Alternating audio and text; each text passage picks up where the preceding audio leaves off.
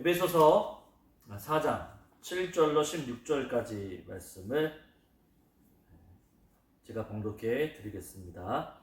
우리 각 사람에게 그리스도의 선물의 분량대로 은혜를 주셨나니 그러므로 이르기를 그가 위로 올라가실 때에 사로잡혔던 자들을 사로잡으시고 사람들에게 선물을 주셨다 하였도다.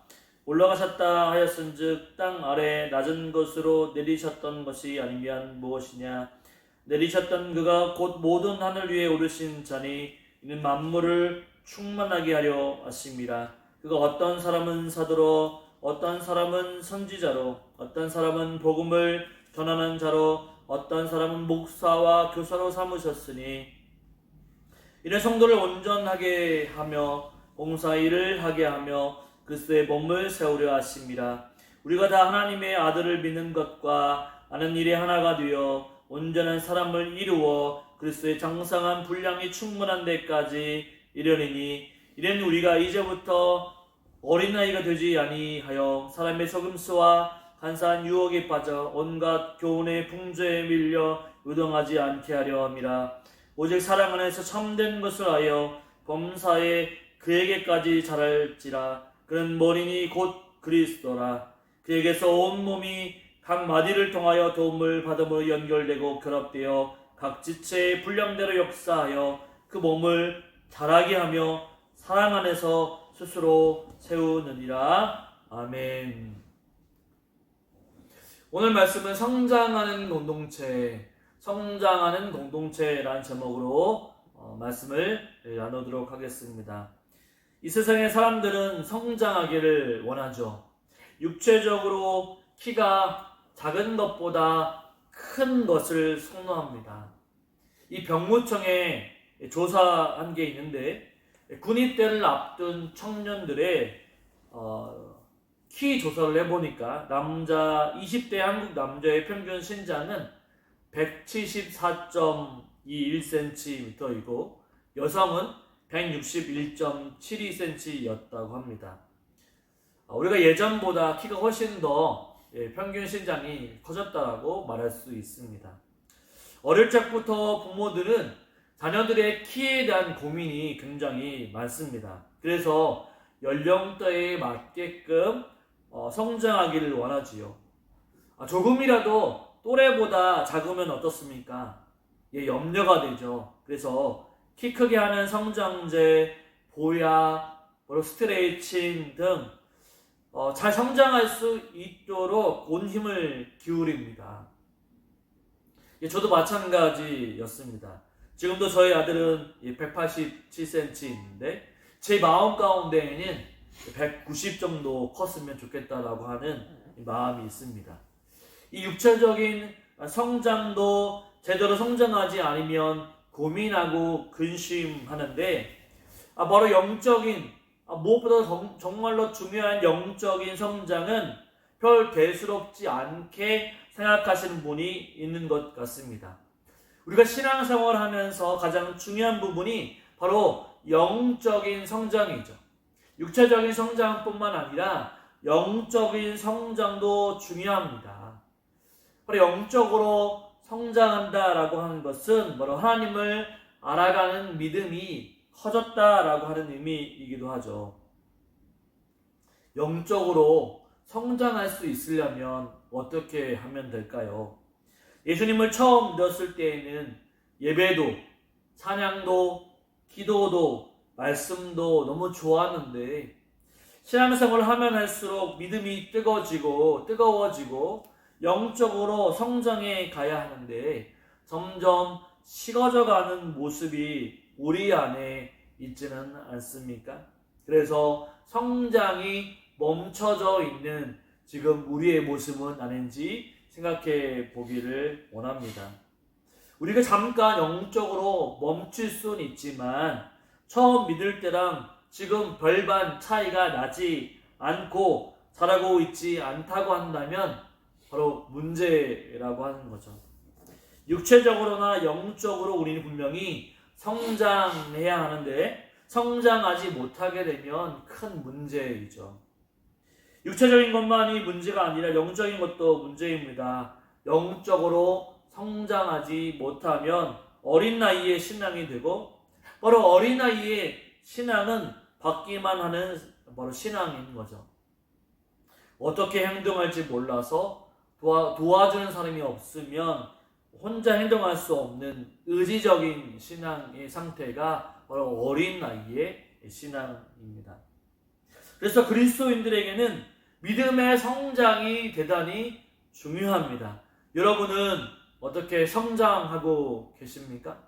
지금 무럭무럭 예수 그리스도의 분량이 충분한 데까지 지금 자라고 있습니까? 만약 자라고 성장하지 못하다고 한다면 오늘 말씀을 통해 은혜 받고 같이 성장할 수 있는 저와 여러분이 되시기를 주님의 이름으로 축원을 드립니다.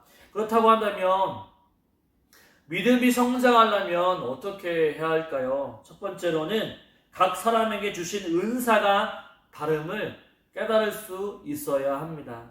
바로 각자가 주신 하나님의 은사가 다름을 인정해야 하는 거죠. 우리 7절과 8절 말씀을 한번 읽어보겠습니다. 우리 각 사람에게 그리스도의 선물의 분량대로 은혜를 주셨나니 그러므로 이르기를 그가 위로 올라가실 때에 사로잡혔던 자들을 사로잡으시고 사람들에게 선물을 주셨다 하였도다. 여러분 7절과 8절 말씀을 보면 반복되는 단어가 있죠. 어떤 단어가 반복되죠? 바로 선물이라고 하는 단어입니다. 무엇이 선물일까요? 선물이라고 하는 것은 남에게 호의를 주는 선물이죠. 호의를 주는 물건이 선물입니다. 대가를 바라지 않고 주는 것이 선물이죠.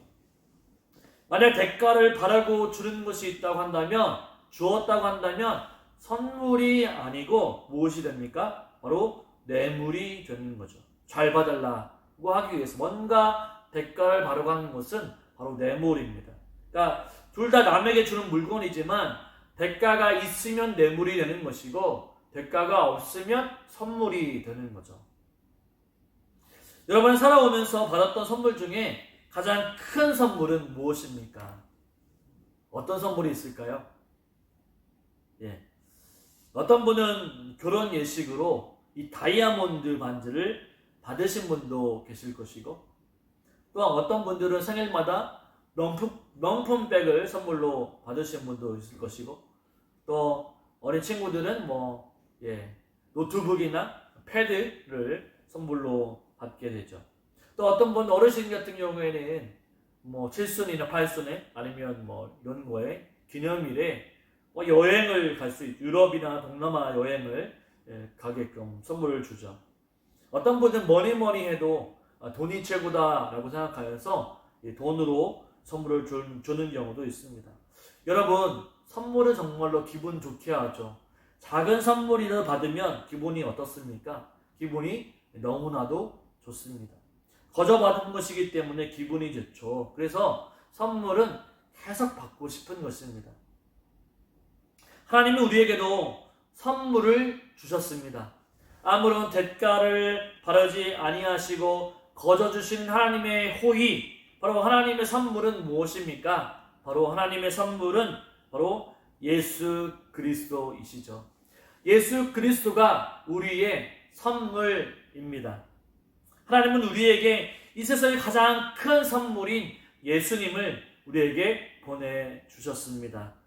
바로 예수로 인해 죄인이 구원받고 구원받은 인생이 하나님의 자녀라고 하는 칭함을 얻게 된 놀라운 구원의 선물을 우리는 받게 된 거죠. 우리의 인생이 망하지 않고 예수로 주어지는 선물, 구원을 받은 하나님의 자녀라고 하는 이 놀라운 선물을 하나님은 우리에게 보내주신 것입니다. 이 8절을 보면 하나님께서 예수님이 사람에게 선물을 주셨다라고 얘기합니다. 우리 모든 사람들에게 예수 그리스도께서는 선물을 주셨죠. 7절 앞부분에 보면 이런 말씀이 있습니다. 각 사람에게 라고 하는 단어가 있죠. 한번 읽어볼까요? 7절 말씀. 우리 각 사람에게 그리스도의 선물의 분량대로 은혜를 주셨나니.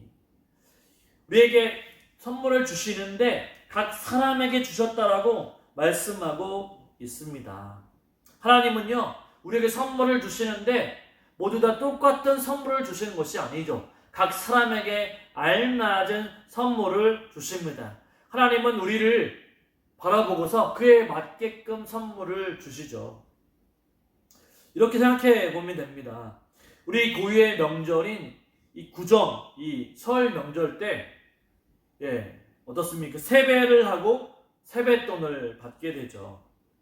세뱃돈을 연령과 상관없이 똑같이 주시는 분도 있지만, 어떻습니까? 약간의 차이를 두는 경우도 있죠.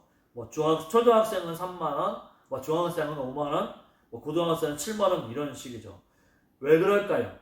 연령에 맞게 사용할 수 있는 범위가 다르기 때문에 차등을 주는 거죠.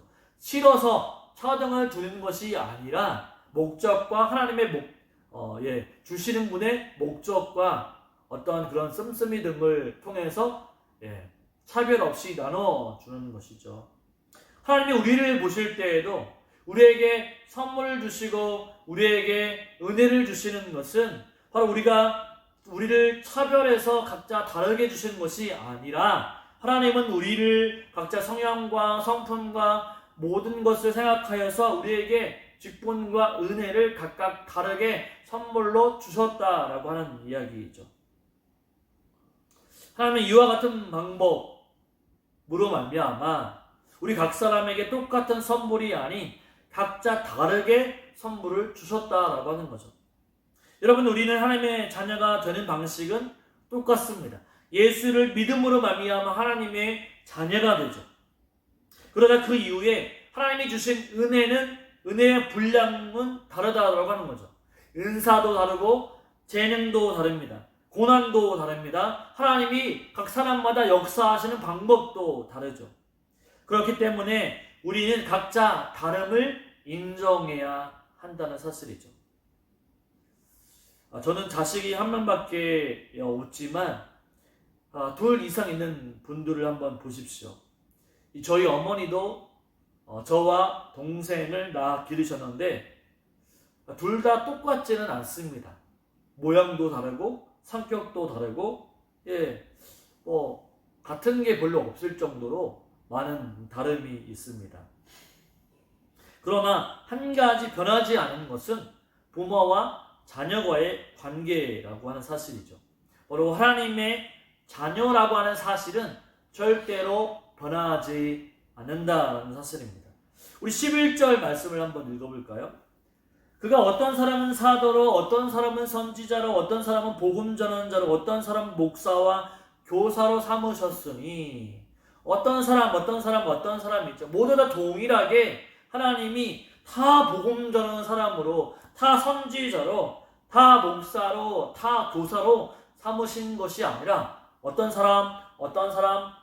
사람이라고 지금 얘기해주고 있는 거죠. 바로 예수님은 우리 각 사람을 부르시는데 여기서 삼아주셨다라고 하는 얘기는 세우셨다라고 하는 말입니다. 예수님은 어떤 사람을 사도로, 선지자로, 복음 전환자로, 목사로, 교사로 세우셨습니다. 모든 사람을 다 똑같이 사도로만, 선지자로만, 또한 복음 전환자로만, 목사로만, 교사만 세우신 것이 아니었습니다. 만약에 똑같이 사도들 무리들만, 선지자들만 따로따로 몇 가지로만 나눠서 했다고 한다면 어떨까요? 당을 졌겠죠. 분파를 지었을 것입니다. 만약에 성경에 우리가 은사와 재능이 여기 나와 있는 사도, 선지자, 복음 전환자, 목사, 교사로만 세우셨다고 한다면 어떻을까요? 아마 누가 더 잘났냐? 내가 더 잘났다. 나만 하나님께서 세우셨다. 더 높은 직급으로 세우셨다. 난 너보다 더 큰 직분을 받았다. 내가 더 많은 일을 받았다라고 자신을 높이려고 했을 것입니다. 자랑했을 것이죠. 그리고 자신이 머리가 되겠다라고 싸웠을 것입니다. 바로 우리가 믿음으로 성장하려면 우리는 각자 예수님이 주시는 선물이 다름을 인정해야 하죠. 이 말은 비교하지 않아야 한다는 것입니다. 저 사람은 저렇게 직분을 받아서, 저렇게 은사를 받아서 뭔가 높임을 받는구나라고, 나와는 다르구나라고 비교해서는 안 된다라고 하는 거죠. 예수님은 우리가 그리스도의 몸을 이루는 데에 필요한 직분을 주시고 세우십니다. 여기서 중요한 것이 있다고 한다면 예수님이 세워주셨다라고 하는 거죠. 예수님이 임명해 주셨다라고 하는 것입니다. 예수님이 주도권이 있다라고 하는 거죠. 내가 받고 싶어서 받는 게 아니고 주도권이 예수님에게 있다라고 하는 거죠. 내가 원한다라고 받아지는 것이 아닙니다. 예수님이 우리에게 주시는 선물이죠. 직분이나 은사는 선물입니다. 이것을 잊어버리면 안 된다라고 하는 거죠. 내 마음대로 고를 수 있고 선택할 수 있는 것이 아닙니다. 예수님은 너무나도 나를 잘 알고 계시죠. 내 강함과 내 연약함도 아시고 내 허물과 약점도 다 알고 계십니다. 그렇기 때문에 예수님이 가장 알맞게 내가 가장 잘할 수 있는 것을 아시고 우리를 바로 세우신다라고 하는 거죠. 그렇기 때문에 우리가 할 수 있는 일이 있다고 한다면 무엇입니까? 내가 충성을 다하여 있는 자리에서 주님의 영광을 위해 살아가면 된다라고 하는 거죠. 저 사람은 높은 직분을 가지고 있어. 좋은 은사를 가지고 있어. 그것을 내가 비교하는 것이 아니라, 하나님을 원망하는 것이 아니라, 내게 주신 은사와 재능이 바로 주님을 위해서 헌신할 수 있다고 한다면, 주님을 위해서 봉사만 할 수 있다고 한다면 그것이 자신에게는 큰 은혜라고 하는 거죠. 그래서 있는 자리에서 주님을 의지하며 나아갈 때 믿음은 성장한다라고 할 수 있습니다. 비교하면 우리 자신이 너무나도 연약하기 때문에 비교하면 원망이 나오고 시기와 다툼이 일어나는 거죠. 그렇기 때문에 우리가 각자 다름을 인정하고 주님 앞에 나아갈 때, 그럴 때 성장할 수 있음을 또한 고백하며 나아가시기를 주님의 이름으로 축원을 드립니다. 그래서 우리가 분명히 정말 다름을 인정해야 하는 거죠. 두 번째로 무엇을 얘기하고 싶냐면 12절 13절에 보면 은사대로 봉사를 하게 될 때 성장할 수 있습니다. 우리 12절 말씀을 한번 먼저 읽어볼까요? 이는 성도를 온전하게 하여 봉사의 일을 하게 하며 그리스도의 몸을 세우려 하심이라. 아멘. 우리가 믿음으로 성장하려면 내 마음대로 봉사하고 헌신하는 것이 아니라 예수님이 세우신 대로 봉사할 때 성장할 수 있습니다. 여러분, 어린아이는요 혼자 일할 수 없습니다. 혼자 할 수 있는 게 별로 없죠. 그래서 부모님이 모든 걸 다 챙겨주어야만 합니다. 먹을 거, 입을 거, 또 입는 것까지 바로 모든 것을 다 챙겨주어야 하죠. 학교 가는 것, 또 공부하는 것, 또 키가 크는 것까지 부모가 챙겨주고 바로 관심을 가져줘야 할 것이 너무나도 많습니다. 그러나 성인은 어떻습니까? 모든 것을 스스로 하고 스스로 판단하고 또한 행동하고 그래서 또 그에 따라 책임도 지는 거죠. 우리가 믿음으로 성장하려고 한다면 바로 주님이 맡겨주신 직분대로 봉사의 일을 감당해야 합니다. 왜 우리에게 각자의 선물을 주셨을까요? 바로 우리에게 직분을 주신 이유는 바로 주님의 몸을 위하여 봉사하려고 봉사 일을 하게 하시기 위해서 우리에게 직분을 주셨죠. 여기서 봉사라고 하는 것은 섬김이라고 하는 의미로 바꿔줄 수 있습니다. 우리는 예수님이 부르시는 대로 예수님의 몸을 세워가기 위해 각자 세우심을 받았습니다. 예수님이 우리에게 임명해 주셨죠. 내가 가장 잘할 수 있는 일로, 내가 가장 좋아하는 일로, 내가 고난 가운데도 끝까지 맡겨진 일들을 충성할 수 있는 일로 우리를 세워주셨습니다. 그러므로 우리는 맡겨진 대로 충성을 다하면 되는 거죠. 고린도전서 4장 2절에 보면 이런 말씀이 있죠. 맡은 자들에게 구할 것은 충성이다라고 했습니다. 우리는 봉사하면서 믿음이 성장해 갑니다. 맞나요? 생각해 보십시오. 말씀을 공부한다고 해서 성장하지 않습니다. 기도를 많이 한다고 해서 믿음이 성장하지 않습니다. 믿음이 성장하려면 봉사해야 합니다. 바로 현장이 있어야 되는 거죠. 말씀만 암기하고 말씀을 많이 읽지만 말씀대로 살아갈 때에 믿음이 생기게 되는 거죠. 기도만 하면 믿음이 생기지 않지만 기도한 대로 하나님의 살아계심을 믿고 살아갈 때에 믿음이 생기게 되는 것입니다. 바로 우리가 봉사할 때에 봉사해야지 라고 하면 믿음이 성장하지 않지만 봉사한 대로 하나님이 주신 명령대로 봉사의 자리에 섬길 때에 믿음은 성장하게 되어 있다라고 하는 거죠. 봉사하면서 성장하는 이유는 바로 봉사하면서 자신의 연약함을 발견할 수 있기 때문입니다. 그래서 여러분, 봉사하면 내가 능력이 있어서 내가 하길 잘했어. 내가 능력이 있어서 주님이 이 일을 내게 맡겨주신 것 같아 라고 하는 분이 있을까요? 물론 있을 수도 있겠지만 봉사하면서 자신의 연약함, 자신의 부족함, 또한 자신이 이루 말할 수 없는 그런 연약함이나 죄인임을 깨닫게 되죠. 그래서 봉사하면 할수록 주님 앞에 나와 기도하게 되고 말씀 앞에 엎드릴 수 있게 되는 것이죠. 그러나 봉사하지 않으면 어떻습니까? 자신의 교만이 들어오게 되죠. 그래서 남들은 비판하기만 하는데 비판하면 하기는 하는데 자신은 봉사하지 않은 그렇게 되는 판단하는 사람이 되는 것이죠. 그리스도인은 바로 봉사할 때 믿음이 커져가는 것입니다. 다른 사람을 품을 수 있고 다른 사람을 위해 섬길 수가 있습니다. 그러면서 성장해 가는 거죠. 내가 부족함을 알게 되고 그러면 더욱 기도하게 되고 말씀이 없으면 불평과 원망이 나오지만 그러나 말씀을 붙잡고 나아갈 수 있는 것이죠. 봉사를 하면 더욱더 하나님의 말씀을 붙잡고 나아갈 수 있게 되는 것입니다. 이렇죠. 자녀들이 바로 부모가 되어서 자녀들을 위해서 섬기고 봉사합니다. 부모도 바로 부모가 처음이라서 많은 어려움이 있습니다. 어떻게 할지 몰라서 우왕좌왕하기도 합니다. 때론 실수하기도 하죠.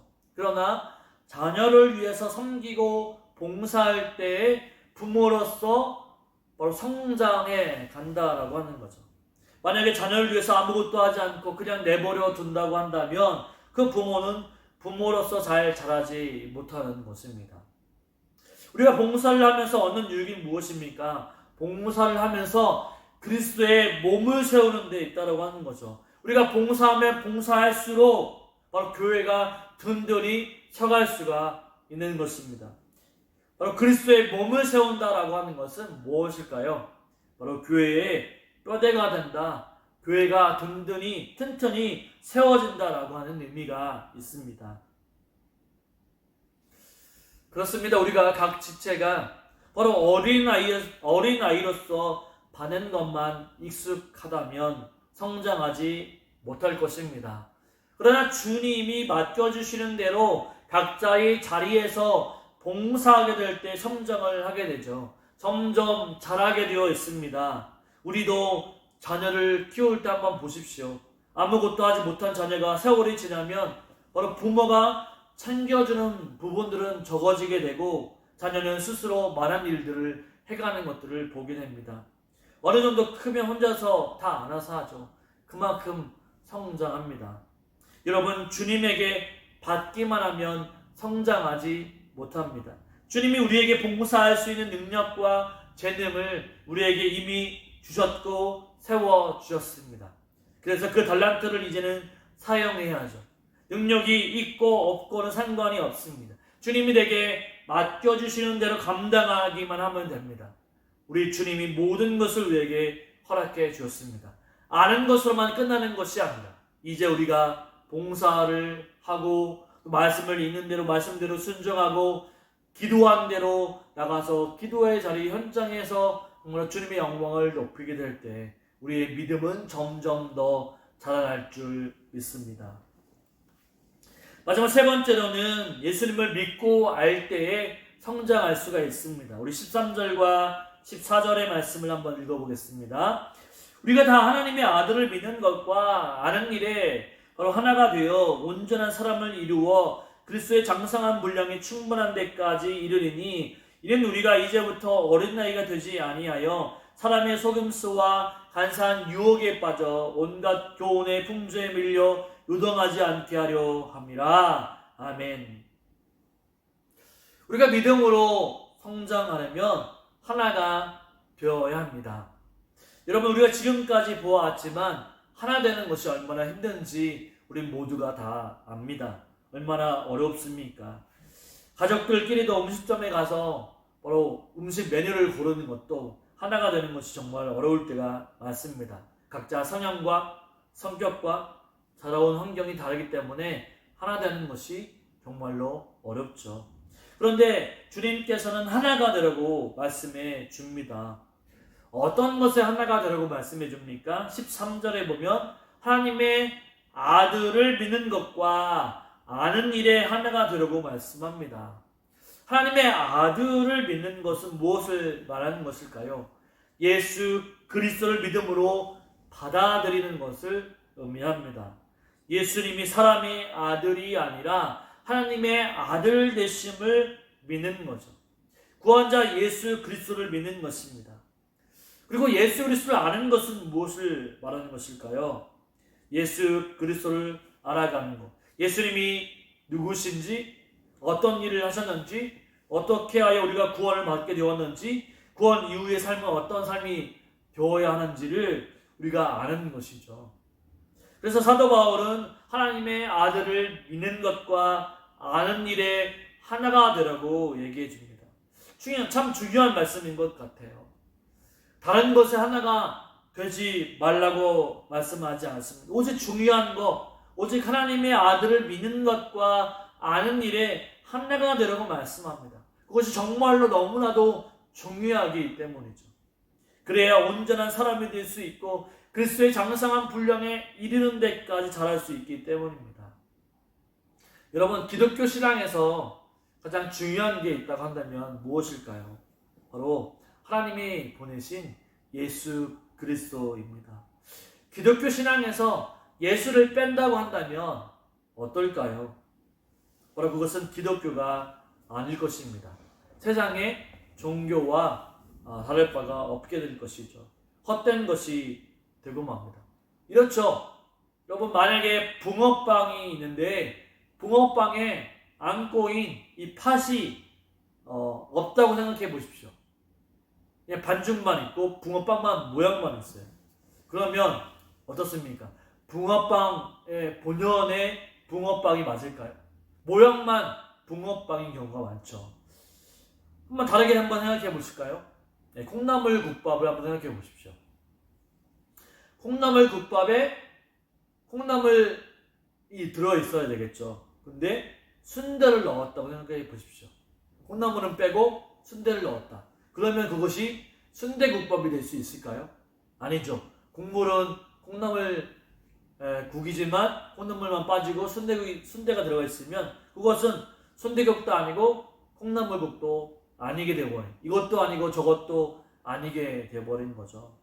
그렇기 때문에 바울 사도가 가장 중요하게 여기는 것은 무엇입니까? 바로 예수 그리스도를 믿는 것과 아는 일에 하나가 되라고 얘기해 주고 있습니다. 예수 그리스도가 기독교 신앙에서 제일 중요하다라고 얘기하고 있는 거죠. 우리의 믿음이 성장하는 데도 가장 중요한 것이 바로 예수 그리스도라는 사실입니다. 예수님을 알면 알수록, 예수님과 교제하면 교제할수록 예수님 믿는 것이 정말로 어렵다라고 하는 것을 우리는 알게 됩니다. 왜냐하면 예수님으로 인해서 내 모습이 너무나도 연약하기 때문이죠. 예수님 앞에 서면 한없이 부족하고 연약한 모습으로 설 수밖에 없었기 때문입니다. 예수님이 주신 은혜가 너무 크기 때문에 내가 아무것도 한 것이 없기 때문에 정말로 하나님 내가 부족한 자이구나, 내가 죄인이구나라고 하는 것을 깨닫게 되죠. 그래서 정말로 예수님이 중요합니다라고 생각하게 됩니다. 그래서 기독교 신앙에서 예수님이 빠지면 안 되는 거죠. 그렇게 우리가 믿음으로 성장함에 있어서 예수 그리스도 정말로 중요합니다. 여러분, 왜 우리가 믿음으로 성장해야 할까요? 왜 우리가 그리스도의 장성한 분량에 이르기까지 나아가야 될까요? 우리 14절부터 16절까지 한번 읽어보겠습니다. 이는 우리가 이제부터 어린 나이가 되지 아니하여 사람의 속임수와 간사한 유혹에 빠져 온갖 교훈의 풍조에 밀려 요동하지 않게 하렵니다. 오직 사랑 안에서 참된 것을 하여 범사의 그에게까지 자랄지라. 그는 머리니 곧 그리스도라. 그에게서 온몸이 각 마디를 통하여 도움을 받음으로 연결되고 결합되어 각 지체의 분량대로 역사하여 그 몸을 자라게 하며 사랑 안에서 스스로 세우느니라. 아멘. 왜 우리가 바로 믿음이 성장하여 예수 그리스도의 장성한 분량에 이르기까지 자라가야 할까요? 14절에 나오는 것처럼 성장하지 아니하면 어린 나이가 된다라고 하는 거죠. 어린 나이는 사람의 속임수와 간사한 유혹에 빠져 마음이 잘 흔들린다라고 하는 거죠. 마음이 요동친다라고 하는 것입니다. 그래서 죄의 유혹에 빠지기 쉽다라고 하는 거죠. 언제든지 교회를 떠날 수 있고 믿음을 떠날 수 있다라고 하는 것입니다. 그렇기 때문에 믿음은 반드시 성장해야 되는 거죠. 15절에 보면 예수 그리스도에게까지 자라가야 한다라고 얘기하고 있습니다. 우리가 예수 그리스도에게까지 자라가게 되면 사람의 속임수, 간사한 유혹에 빠지지 않게 되고 흔들림 없는 믿음으로 나아갈 수 있습니다.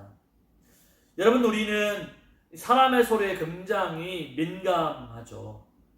마치 바람에 흔들리는 갈대와 같습니다. 여러분, 갈대 아시죠? 예, 저도 갈대를 많이 보고 자라왔는데 이 갈대는 강이나 습지에서 잘 자라게 되죠. 갈대는 바람이 조금만 불면 금방 우왕좌왕 왔다 갔다 합니다. 그래서 많은 사람들이 이 사람의 마음을 갈대와 같다라고 말을 하죠. 생각해보면 저도 마찬가지인 것 같아요. 저도 인간 갈대인 것 같아요. 이 사람의 목소리에 쉽게 마음을 빼앗겨서 힘이 들 때가 많습니다. 이 교회 개척을 하면서 또 마음 중심 잡기가 예수 그리스도로 마음을 잡아야 되는데 자꾸 마음이 흔들릴 때가 많죠. 예, 이 목사님의 말을 들으면 이 목사님의 말이 맞는 것 같고, 저 목사님의 말을 들으면 저 목사님의 말이 맞는 것 같고, 아내 또 말을 들으면 또 아내의 말이 맞는 것 같고, 어떨 때 보면 사람의 말에 또 자주 흔들리는 경우를 보게 됩니다. 그러나 우리가 기도하고 말씀 가운데 나아갈 때 중심을 잡을 수 있는 거죠. 예수 그리스도의 인도하심 가운데 나아갈 수 있는 거죠. 이 자라지 못하면, 믿음으로 성장하지 못하면 자꾸 흔들리게 되어 있습니다. 하나님께 집중하지 못하게 되죠. 자꾸 옛날 모습이 나타나게 되어 있습니다. 하나님으로 가까이 가기보다는 세상적으로 가까이 가죠. 세상의 성공을 추구합니다. 세상의 논리가 믿음 안으로 들어오게 되죠. 그래서 무엇을 하든지 믿음의 잣대가 아니라 세상의 잣대로 판가름하게 되어 있습니다. 믿음으로 성장하게 되면 믿음의 가치관으로 살기 때문에 비교하지 않게 되죠. 예수님으로 내 안에 충만하게 되면 나와 다른 사람을 비교하지 않게 됩니다. 또한 이렇게 되죠. 자존심이 무너지지 않습니다. 예수와 함께하면 자존심이 무너지지 않죠. 근심 대신 기쁨이 있습니다. 왜냐하면 예수 그리스도 안에서 우리는 용납되었고 가장 큰 사랑을 받은 자이기 때문이죠. 그래서 예수님 안에 있을 때 그리스도인들은 마이너 인생이 아니라 메이저 인생이 되는 것이고, 마이너스의 인생이 아니라 플러스 인생이 되는 것입니다. 저와 여러분, 지금 저와 여러분의 믿음의 상태는 어떻습니까? 혹시 우리는 아직도 믿음이 자라지 않아서 아직도 어린 나이로서 있습니까? 그렇다고 한다면 내가 믿음으로 성장하지 못하는 원인은 어디에 있고, 만약 믿음으로 성장하기 위해서는 어떻게 해야 할지 말씀을 생각하고 또 오늘 주신 말씀 가지고 또 은사대로 또 비교하지 않고 각자의 다름을 인정하고 또한 주신 은혜로 봉사하고 예수 그리스도를 아는 것과 또한 믿는 것에 한 해가 되어 힘쓸 때, 그럴 때 우리의 믿음은 반드시 성장할 줄 믿습니다. 여러분, 어린아이의 신앙이 아니라 아주 예수 그리스도까지 장성한 분량에 이르는 신앙으로 나아가실 수 있는 저와 여러분의 삶이 되시기를 주님의 이름으로 축원을 드립니다. 아멘.